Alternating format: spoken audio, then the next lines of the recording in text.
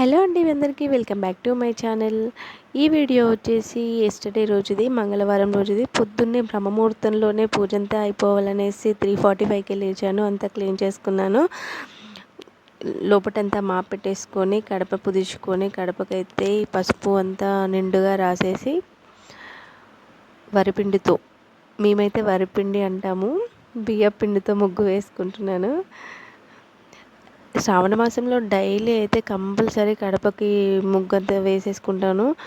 కడపకి ఖచ్చితంగా పసుపు అయితే రాస్తాను. మిగతా రోజులంటే మంగళవారం, శుక్రవారం, గురువారం అలా, లేదంటే ఏదైనా స్పెషల్ డేస్లో సైడ్లకి అయితే తప్పకుండా స్వస్తిక్ సింబల్ వేయాలండి. అలా వేయడం ద్వారా ఇంట్లోకి పాజిటివ్నెస్ వస్తుంది అని అంటారు. నేను వచ్చేసి అసలు అంతకుముందు అసలు పూజలు చేసేదాన్నే కాదు, ఇలా ముగ్గులు కూడా పెట్టేదాన్ని కాదు. నా లైఫ్లో ఈ చేంజెస్ చేసుకున్నాక చాలా చేంజెస్ వచ్చాయి రియల్గా.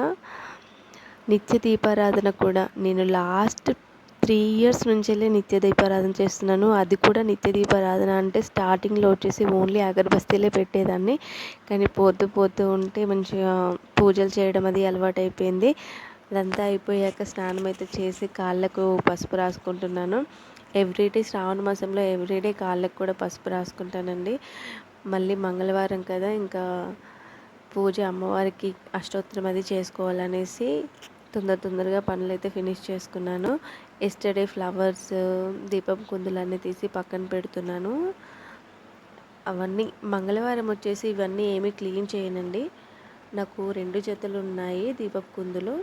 ఇదంతా క్లీన్ చేసేసి నేను ముందు రోజే క్లీన్ చేసుకున్న దీపపు కుందులకి బొట్టది పెట్టుకుంటాను.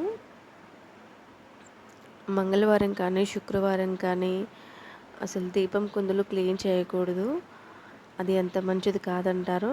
చూసారా, నేను ముందు రోజే ఇవి క్లీన్ చేసి పెట్టుకున్నాను. ముందు రోజు క్లీన్ చేసి పెట్టుకోవడం వల్ల మార్నింగ్ తొందరగా వర్క్ అయిపోతుంది. అమ్మవారికి అంతా అలంకరణ చేస్తున్నాను. అమ్మవారిని అలంకరణ చేసుకొని దీపపు కుందులకు కూడా 3 చోట్ల బొట్టు పెట్టుకొని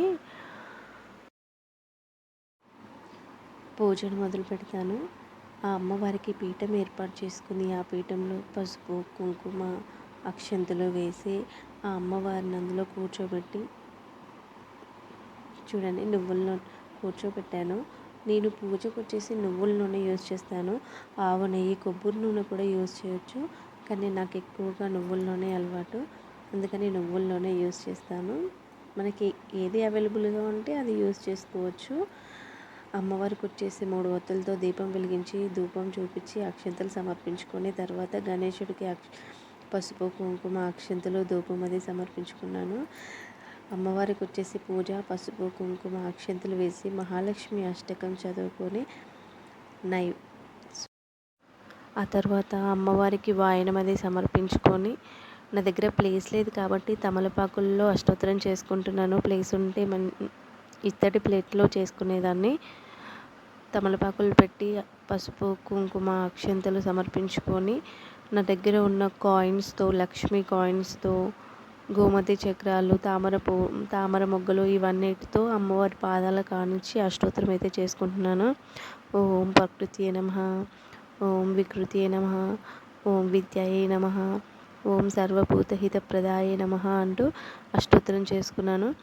అష్టోత్తరం చేసుకున్న తర్వాత స్వామివారికి వజ్రకవచం చదువుకొని ధూపం వేసి మంగళహారతి పాట పాడుకున్నాను. శనగలు నైవేద్యంగా పెడుతున్నాను. నేను శ్రావణ మాసంలో ఎవ్రీడే శనగలు పెడుతున్నాను. నాకు వీలున్నప్పుడు ప్రసాదాలు పెడతాను. ఏదైనా మన మనసుకు నచ్చేలా మనం ఇష్టంగా పెడితే చాలు. ఇది చేయాలి, అది చేయాలని ఏమీ ఉండదు. పూజ చేసుకున్నప్పుడు చాలామంది అయ్యో నైవేద్యం పెట్టట్లేదు కదా అని అనుకుంటారు. మన మనసు తృప్తితో చిన్న బెల్లం ముక్క పెట్టినా సరిపోతుంది. నేనైతే ఏది ఉంటే అదే నైవేద్యంగా పెడతాను స్వామివారికి. అది కూడా నా మనసు చాలా సంతోషిస్తుంది. చూడండి, లాస్ట్గా నా పూజ అంతా ఫినిష్ అయ్యాక ఎంత బాగా అనిపిస్తుందో. పూజ అంతా చేసుకున్నాక నేను చాలా హ్యాపీగా అనిపిస్తుంది. ఇల్లంతా ధూపం సాంబ్రాణి వేసాక కూడా మంచి స్మెల్ వస్తుంది. చూడండి ఆ అమ్మ ఎంత అందంగా కనిపిస్తుందో. ఆ అమ్మకి మల్లెపూలు పెట్టి నా దగ్గర ఉన్నప్పుడు పెడతాను. బాగా మంచిగా అనిపిస్తుంది. లాస్ట్‌గా తులసికోట దగ్గర పూజ అయిపోయేసరికి 5:45, 5:50 అయింది. నేనైతే చాలా హ్యాపీగా ఫీల్ అయ్యాను. ఎవ్రీ మంత్ ట్యూస్‌డే వచ్చేసి నేను డోర్ దగ్గర, గుమ్మం దగ్గర ఇలా చేస్తాను. మీలో మీరు మీరు కూడా చేస్తే కామెంట్ చేయండి. ఇలా చేయడం వల్ల చాలా మంచి పాజిటివిటీ కనిపిస్తుంది. అసలు ఇంట్లో పూజలు స్టార్ట్ చేస్తేనే చాలా పాజిటివ్‌గా ఉంటుంది. చాలామంది రోజు చేయాలా అనుకుంటారు. కానీ ఒక్కసారి ఒక 10 డేస్ చేసి చూడండి ఎంత పాజిటివ్‌గా ఉంటుందో. మైండ్ చాలా రిలీఫ్‌గా ఉంటుంది.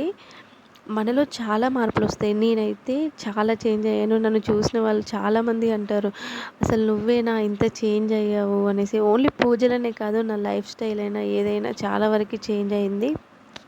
మనలో కూడా చాలా పాజిటివ్నెస్ వస్తుంది. ఆఖరిగా అయితే అంతా పూజ అంతా అయిపోయాక గుమ్మానికి అండ్ ఈశాన్య మూలంలో ఉన్న రాగి చెంబుకి ధూపం అది చూపించి నా పూజ అయితే ఫినిష్ చేశాను. అండ్ థ్యాంక్ యూ అండి, చాలా బాగా సపోర్ట్ చేస్తున్నారు. మీలో ఎవరైనా కొత్తగా ఛానల్ని చూస్తున్నట్లయితే ప్లీజ్ సబ్స్క్రైబ్ చేసుకోండి అండ్ లైక్ చేయడం మర్చిపోవద్దు, కామెంట్ చేయడం మర్చిపోవద్దు. థ్యాంక్ యూ అండి.